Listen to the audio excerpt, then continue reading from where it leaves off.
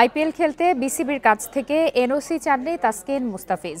এ বিষয়ে দুজনের সাথে কোনো আলোচনাও হয়নি জানিয়েছেন cricket operations chairman Nazmul Abedin Fahim. এই ঈদে জামা জুতো অ্যাকসেসরিজের ডিসকাউন্ট।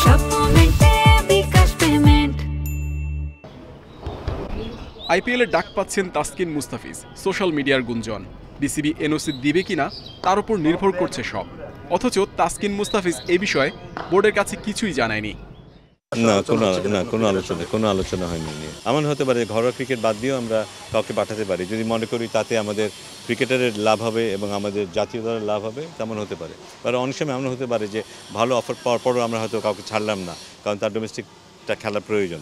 সো এটা ডিপেন্ড করবে যে সার্বিকভাবে কোনটা মঙ্গলজনক হবে আমাদের বোর্ডের জন্য, ক্রিকেটের জন্য, আমরা সেই সিদ্ধান্ত নেব। হেড কোচ ফিল সিমন্সের চুক্তি ছিল চ্যাম্পিয়ন্স ট্রফি পর্যন্ত।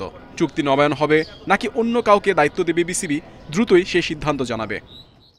কোচিং স্টাফ কারা থাকবেন এটা নিয়ে আমরা কাজ করছি। আমরা হয়তো 2-4 দিনের মধ্যেই অ্যানাউন্স করতে পারবো যে আমাদের জাতীয় দলের কোচ কে হচ্ছে, বা অন্যান্য ক্ষেত্রে কাদের ব্যাপারে আমরা আগ্রহী, বা কাদের সাথে আমাদের কথা হচ্ছে। টি-20 নেতৃত্বে পরিবর্তন আসতে যাচ্ছে। লিটনের সম্ভাবনা বেশি। বাকি দুই ফরম্যাটে শান্তর ওপরই কি আস্থা রাখবে বোর্ড? ক্যাপ্টেনের ব্যাপারে নতুন করে অ্যানাউন্স করতে হবে, কারণ যেহেতু একটা টার্ম পর্যন্ত তার সময়সীমা বাধা ছিল, নতুন করে আবার অ্যানাউন্স করতে হবে এটুকুই। মুশফিক ওয়ানডে থেকে অবসর নিয়েছেন, মাহমুদুল্লাহ কেন্দ্রীয় চুক্তি থেকে নাম প্রত্যাহার করেছেন। দুই সিনিয়রের সিদ্ধান্তকে সম্মান জানিয়েছে BCB. Muhammad Nazim, independent news, Dhaka.